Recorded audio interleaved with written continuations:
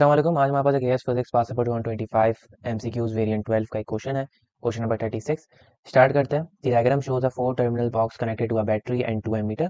Current in the 2 ammeter are identical with circuit with in the box gives the result. Question कहने का मकसद ये है कि हमारे पास एक सर्किट दिया हुआ है, कंप्लीट सर्किट दिया हुआ है, एक बॉक्स दिया हुआ है। उस सर्किट के अंदर उसमें चार टर्मिनल्स मौजूद हैं, 1 2 3 4, और वो चार टर्मिनल्स एमीटर से कनेक्टेड हुए हैं। एक एमीटर आपको बगैर बैटरी के दिया हुआ है कि वो बैटरी से कनेक्ट है, एक एमीटर विदाउट बैटरी से कनेक्ट हुआ है।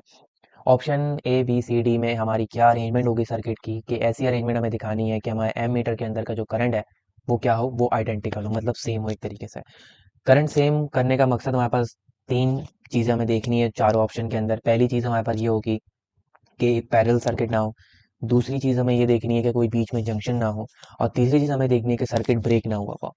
पैरेलल सर्किट में हमें ये पता है कि करंट डिवाइड हो जाता है, तो बात वहीं पे ख़त्म हो गई। करंट सेम नहीं होता, और तो हमें करंट दोनों को सेम रखना है। सीरीज सर्किट में सेम होता है।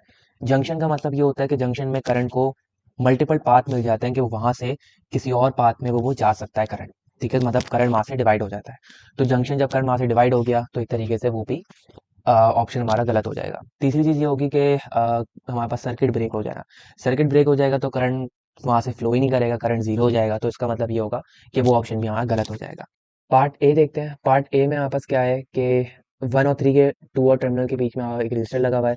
3 और 4 टर्मिनल के बीच में हमारे पास एक रजिस्टर लगा हुआ है। ठीक है। अच्छा, क्या ये अरेंजमेंट ओरिएंटेशन सर्किट की सही है या गलत है, वो भी हम देखते हैं। सबसे पहले हमें सर्किट के अंदर जो हमारा मेन सर्किट है उसमें तो हमें उस पर देखना है कि उसकी करंट की डायरेक्शन इस अरेंजमेंट से किस तरीके की होगी। हमने कहा बैटरी सबसे पहले करंट निकलेगा, बैटरी से करंट निकलता है, इस तरफ जाएगा। ठीक है, टूवर्ड्स वन टर्मिनल पे जाएगा। वन टर्मिनल पे जाने के बाद वो सेकंड टर्मिनल पे आएगा। ठीक है, सेकंड टर्मिनल पे आया। सेकंड टर्मिनल के बाद वो किधर जाएगा, फोर टर्मिनल पे जाएगा। फोर टर्मिनल के बाद किधर जाएगा, थ्री टर्मिनल पे जाएगा। अब देखो, अब बीच में ना रास्ता क्या हो गया, 3 और 1 पे कोई कनेक्शन ही नहीं है, तो 3 और 1 पे वो जा ही नहीं सकता।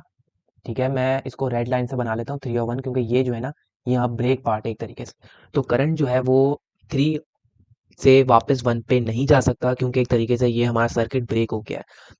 तो ऑप्शन है हमारा वैसे ही गलत है। ऑप्शन बी में ये है कि हमारे पास 1 से 2 पे एक रजिस्टर लगा हुआ है, 2 से 4, 4 से 3, 3 से 1 पे कोई रजिस्टर नहीं है, लेकिन हम देख सकते हैं कि कंप्लीट सर्किट है। ठीक है, तो हमने कहा कंप्लीट सर्किट है, तो हमें ऑप्शन भी सही हो सकता है। पैरेलल सर्किट भी नहीं, क्योंकि एक ही रजिस्टर है। मल्टीपल रजिस्टर होते तो हम बता सकते थे पैरेलल है या सीरीज है। दूसरी चीज हमें तीसरी चीज ये देखनी है कि जंक्शन है यहाँ पर या नहीं है। वो हम सर्किट पे बना के देखते हैं कि जंक्शन बन रहा है या नहीं बन रहा।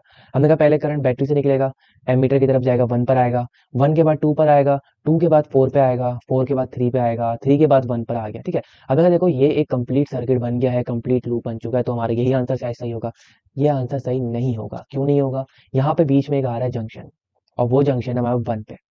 1 पे हमारे पास आ गया एक जंक्शन। ठीक है, इसको थोड़ा सा मैं बड़ा बना देता हूँ, उसको ताकि पता चले। 1 पे हमारे पास एक आ गया जंक्शन। कैसे?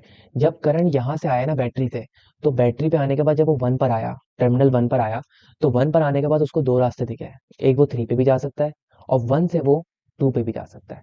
तो फिर हमने कहा कि 1 से 2 पे भी जा सकता है, 1 से 3 पे भी जा सकता है। तो बीच में यहाँ जंक्शन आ गया, मतलब करंट यहाँ डिवाइड हो गया, तो पार्ट बी हमारे पास गलत आंसर होगा।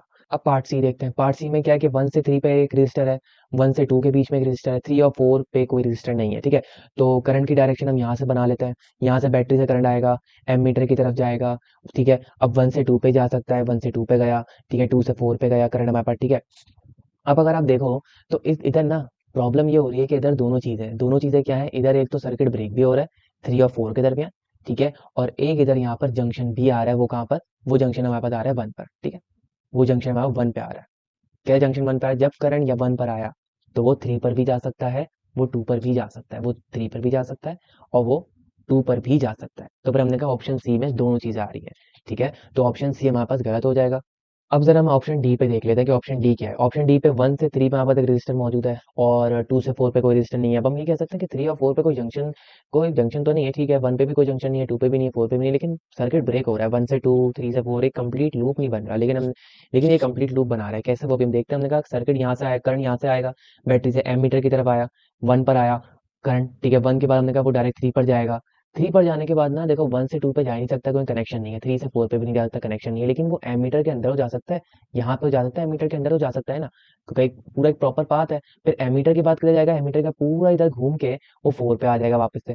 4 पे और 2 पे करेक्शन मोड है वो 2 पे आ जाएगा। अब 2 से क्या होगा, वापस से बैटरी के अंदर यूं चला जाएगा। अगर आप ऑप्शन डी को देखो तो वहां पर एक पूरा कंप्लीट लूप बन चुका है या कंप्लीट पाथ बन चुका है। कहीं पे भी सर्किट ब्रेक नहीं हो रहा जिसकी वजह से करंट जीरो नहीं आ रहा, कहीं पे भी जंक्शन नहीं आ रहा जिसकी वजह से करंट डिवाइड नहीं हो रहा, कहीं पे भी पैरेलल सर्किट नहीं आ रहे जिसकी वजह से करंट डिवाइड नहीं हो रहा है। तो एक पूरा कंप्लीट लूप बन चुका है। तो आंसर होगा वो क्या होगा, वो ऑप्शन डी जो है वो हमारा करेक्ट आंसर होगा।